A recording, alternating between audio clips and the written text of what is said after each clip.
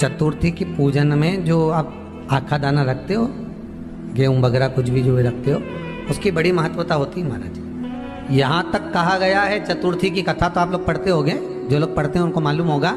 चतुर्थी की कथा में लिखा है, चौथ माता के व्रत में वर्णन किया गया है कि वो आखा दाना जो रखा जाता है, मान लो कोई जरूरी काम होता है तभी आखा दाना को रखा जाता है, संभाल के रखते हैं कि हम इस काम के लिए जा रहे हैं और हमारा ये कार्य सफल होना चाहिए।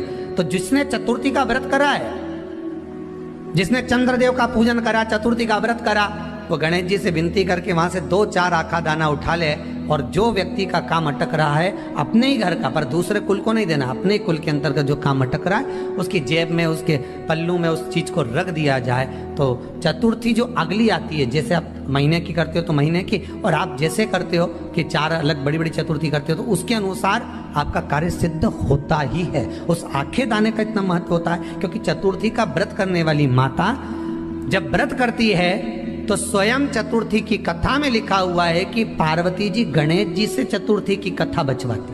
तो चतुर्थी की कथा जब होती है तो उसको स्वयं गणेश जी बाच रहे हैं। तो व्रत कौन सुन रही है? माता पार्वती। और आपने जो आखा दाना लिया वो गणेश जी के भाव से लिया, गणेश जी से निवेदन करके, विनय करके, प्रार्थना कर उसको प्राप्त किया। तो जिनकी यहाँ संपदा की कमी होती है, वैभव की कमी होती है, लक्ष्मी की कमी होती है, प्रतिष्ठा की कमी होती है, धन की कमी होती है, उसके लिए बुधवार के दिन अगर शंकर पर 1 लोटा पानी चढ़ाया जाता है तो जिन लड़कियों का विवाह नहीं हो रहा, जिन बच्चों का विवाह नहीं हो रहा, उन बच्चों के भी विवाह हो जाते हैं। हमारा वृद्धि से मतलब होता है जिस कन्या या वर का विवाह नहीं होता, 40 साल हो गए या 30 साल हो गए, या जब 28 के बाद में लड़का लड़की क्रॉस हो जाए कि 29 में, 30 में, 32 में, 34 में, 40 तक पहुंच गए और विवाह नहीं हो रहा है, तब बेलपत्री के जो पेड़ होता है, वृक्ष होता है, उस वृक्ष की जो डाली होती है, उस डाली के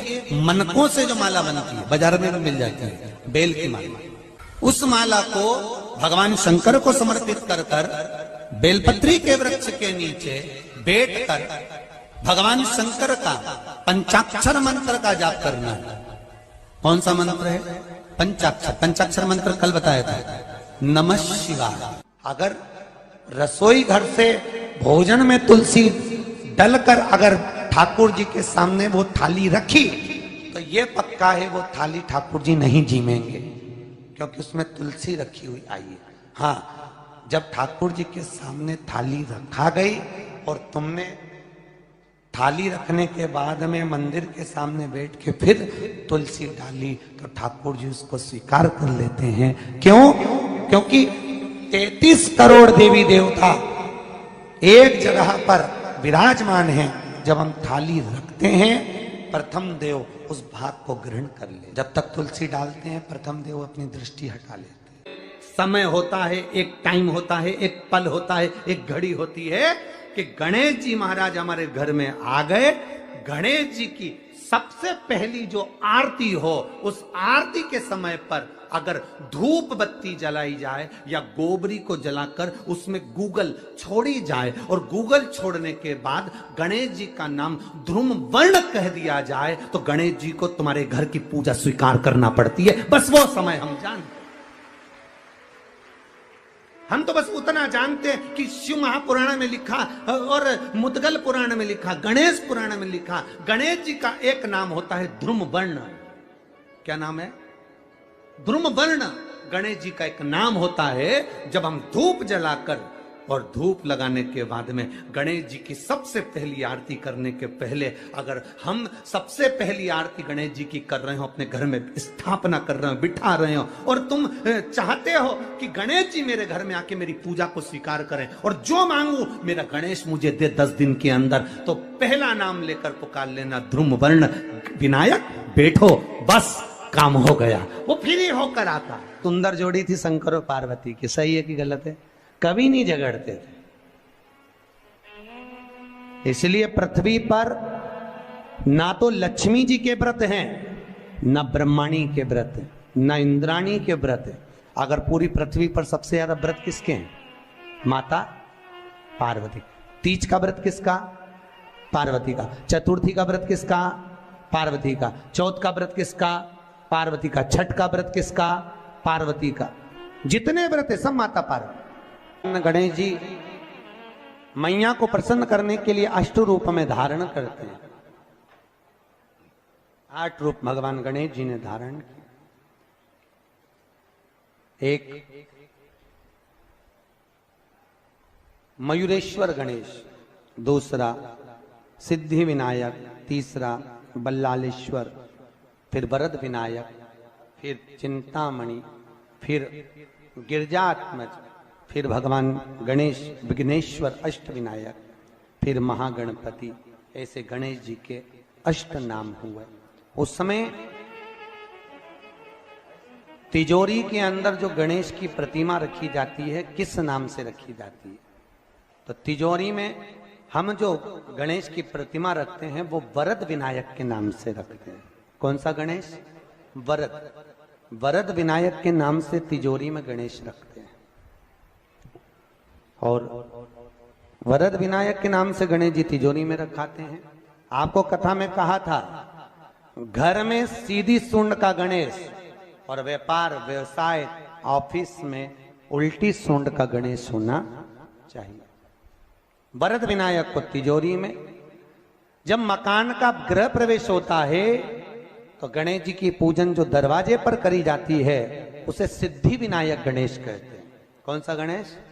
सिद्धि विनायक। जब हम घर में शुभ कार्य हो, बंदर बाल लगाएं, कोई दरवाजे पर शुभ लाभ लगाएं या स्वस्तिक बनाएं या माताएं दरवाजे पर रंगोली डाले तो उसी समय पर सिद्धि विनायक के नाम से रंगोली डालना चाहिए। तो घर में लक्ष्मी बढ़ती है, सिद्धता बढ़ती है। याद रखिए, कभी भी गणेश जी को, मिट्टी के गणेश जी लाते हो भादो महीने में, तो विसर्जन करो तो विसर्जन के समय पर 2 बिंदी, एक कंकु की एक हल्दी की, दीवार पर जरूर लगा देना चाहिए। क्यों? क्योंकि गणेश जी हमारे यहाँ आते हैं तो रिद्धि सिद्धि के साथ आते हैं। पर जब गणेश जी जाते हैं, अगर हम बिंदी नहीं लगाते हैं तो गणेश जी अपनी रिद्धि सिद्धि को साथ में लेकर चले जाते हैं। पति के साथ पत्नी वापिस चली जाती है। जब हम बिंदी लगाते हैं तो उसका मतलब होता है कि हमारे घर की बहू हमारे घर में रहे, बेटा भले भ्रमण के लिए जाए। तो गणेश जी जाते हैं, रिद्धि सिद्धि घर में रह जाती है। इसलिए रिद्धि सिद्धि को घर में रखने के लिए 2 बिंदी लगाना चाहिए, एक कुंकू की, एक हल्दी। रिद्धि सिद्धि। गणेश जी की प्रियता है दुर्वा। क्या प्रियता है? दुर्वा। कितनी दुर्वा गणेश जी को समर्पित करी जाती है? मात्र 5। कितनी? आज के जमाने में लोग गट्ठा बनाकर चढ़ा दें, वो अपनी जगह पर। 5 दुर्वा पंचम इंद्रियों को वश में करने के लिए और भगवान के 5 जो स्वरूप हैं उनको अपने भीतर उतारने के लिए 5 दुर्वा। और दुर्वा में भी 3 गांठ। जब दुर्वा समर्पित करी जाती है तो उसमें नीचे दुर्वा की डंडी पर गांठ रहती है, 3 छोटी छोटी गांठें होना चाहिए। चतुर्थी का जो व्रत करने वाली होती हैं, जो चतुर्थी का पूजन करने वाली होती हैं, उनके भीतर का एक भाव होता है कि जैसे ही शाम का समय आए चंद्रदेव का पूजन करें। चंद्र जब प्रकट हो जाए, कलश भर लिया, उसके नीचे आखा दाना रख दिया, चावल गेहूं जो भी आप रखते हो पूजन के लिए, ऊपर पात्र आदि रख दिया, जलाशय, फिर अपन ने घी का दिया लगाकर पूजन भी कर ली। तो जो चतुर्थी का पूजन करने वाली होती है, जो चतुर्थी का नियम व्रत धारण करने वाली होती है, बड़ी बड़ी चतुर्थियां करती हैं या उसका नियम धारण करती हैं, तो चतुर्थी का जो पूजन करती है वो किस चीज के लिए होता है? केवल संतान, पुत्र, परिवार, हमारा कुटुंब, हम जिस कुल में हैं, हमारा कुल वैभव की ओर बढ़े, संपदा की ओर बढ़े और उसकी आयु बढ़े, उसकी आयु बढ़े, वैभव बढ़े। बहुत ध्यान दीजिएगा महाराज। चतुर्थी की पूजन में जो आप आखा दाना रखते हो, गेहूं वगैरह कुछ भी जो रखते हो, उसकी बड़ी महत्वता होती है महाराज। यहां तक कहा गया है, चतुर्थी की कथा तो आप लोग पढ़ते होंगे, जो लोग पढ़ते हैं उनको मालूम होगा। चतुर्थी की कथा में लिखा है, चौथ माता के व्रत में वर्णन किया गया है कि वो आखा दाना जो रखा जाता है, मान लो कोई जरूरी काम होता है तभी आखा दाना को रखा जाता है, संभाल के रखते हैं कि हम इस काम के लिए जा रहे हैं और हमारा ये कार्य सफल होना चाहिए। तो जिसने चतुर्थी का व्रत करा है, जिसने चंद्रदेव का पूजन करा, चतुर्थी का व्रत करा, वो गणेश जी से विनती करके वहां से 2-4 आखा दाना उठा ले, और जो व्यक्ति का काम अटक रहा है अपने ही घर का, पर दूसरे कुल को नहीं देना, अपने ही कुल के अंतर्गत जो काम अटक रहा है उसकी जेब में, उसके तल्लू में उस चीज को रख दिया जाए, तो चतुर्थी जो अगली आती है, जैसे आप महीने की करते हो तो महीने की, और आप जैसे करते हो कि 4 अलग बड़ी बड़ी चतुर्थी करते हो, तो उसके अनुसार आपका कार्य सिद्ध होता ही है। उस आखे दाने का इतना महत्व होता है क्योंकि चतुर्थी का व्रत करने वाली माता जब व्रत करती है तो स्वयं चतुर्थी की कथा में लिखा हुआ है कि पार्वती जी गणेश जी से चतुर्थी की कथा बचवाती। चतुर्थी की कथा बाची किसने थी? स्वयं गणेश जी महाराज ने। और सुनी किसने थी? माता पार्वती। बाचने वाले गणेश जी थे, सुनने वाली माता पार्वती थी। तो चतुर्थी की कथा जब होती है तो उसको स्वयं गणेश जी बाच रहे हैं, तो व्रत कौन सुन रही है? माता पार्वती। और आपने जो आखा दाना लिया वो गणेश जी के भाव से लिया, गणेश जी से निवेदन करके, विनय करके, प्रार्थना कर उसको प्राप्त किया। जितने आस्था चैनल पर कथा सुन रहे हो, जितने फेसबुक और यूट्यूब पर सुन रहे हो, और जितने इस छत्तीसगढ़ की पावन धरा पर बैठकर सुन रहे हो, बहुत सावधानी से सुनना। एक छोटा सा कपूर का टुकड़ा जब आरती में जलाया जाता है तो ये कपूर क्यों जलाते हैं? इस कपूर का महत्व क्या है? इस कपूर का कारण क्या है? ये कपूर है कौन जिसको हम आरती में जलाते हैं? क्या जरूरत इस कपूर को आरती में जलाने की? क्या जरूरत इसको यज्ञशाला में जलाने की? क्या जरूरत है इस कपूर को पूजन में जलाने की? स्वयं गुरु बाबा कहते हैं यदि कोई आरती में, पूजन में, घर में एक कपूर का टुकड़ा आरती के बाद में जब समर्पित करेगा तो उसको अश्वमेध यज्ञ का पुण्य प्राप्त हो जाएगा। अश्वमेध यज्ञ के पुण्य को पाने के लिए कपूर का टुकड़ा आज भी आरती में जलाया जाए। एक कपूर का टुकड़ा सुख का, इसीलिए हमारे यहाँ शास्त्र कहता है महाराज, जब आपको घर में अगर ऐसा लगने लगे कि 15 दिन से बहुत बेचैनी है, बहुत दुख तकलीफ लग रही है, कोई ना कोई बीमार पड़ रहा है, कुछ ना कुछ तकलीफें लग रही है, तो एक पीपल का पत्ता ले लो, उसके ऊपर एक कपूर का टुकड़ा ले लो, सारे घर में घुमाकर उसको दरवाजे के बीच मध्य में जलाकर रख दीजिए। थोड़ी सी जला 20 से 25 मिनट के अंदर मकान में एनर्जी वापिस आ जाएगी, उस भवन में एनर्जी वापिस आ जाएगी। 20 से 25 मिनट के अंदर एनर्जी वापस। लग रहा है कि यहाँ नेगेटिव है तो उसको पॉजिटिव बनाया जा सकता है। रात को 12 बजे शंकर जी के मंदिर में शिवलिंग पर चढ़ी हुई बेलपत्री को उठाकर शंकर मंदिर का शिखर देखकर चबा चबा कर खा लीजिए। आपके पाँव के घुटने बदलने की जरूरत नहीं पड़ेगी, ऑपरेशन की जरूरत नहीं। आइए भक्तों, आज सुनते हैं तुलसी माता की चालीसा। यह चालीसा सुनने से होती है हर रोगों से मुक्ति, मिलती है सुख समृद्धि का आशीर्वाद। तो एक बार बोलिए प्रेम से विष्णु भगवान की जय, तुलसी माता की जय, भगवती माता की जय। श्री तुलसी महारानी करो विनय सिरनाय, जो मम हो संकट विकट दीजे मात नसाय। नमो नमो तुलसी महारानी, महिमा अमित न जाए बखानी। दियो विष्णु तुमको सम्माना, जग में छायो सुयस महाना। विष्णु प्रिय जय जयंती भवानी, तिहु लोक की हो सुख खानी। भगवत पूजा करे जो कोई, बिना तुम्हारे सफल न हो। जिन घर तब नहीं होए निवासा, उस पर करे विष्णु नहीं वासा।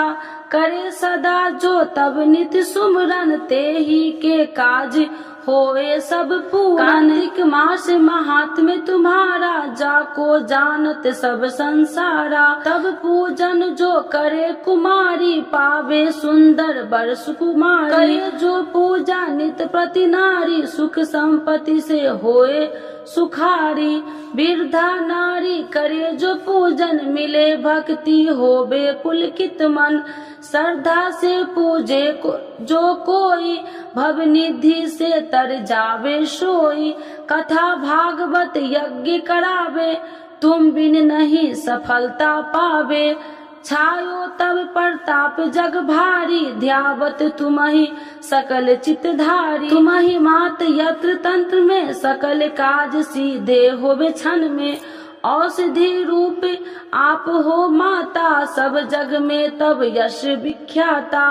देव ऋषि मुनि और तपधारी, करत सदा तब जय जयकारी। वेद पुराणन तब यश ज्ञाया, महिमा अगम पार नहीं पाया।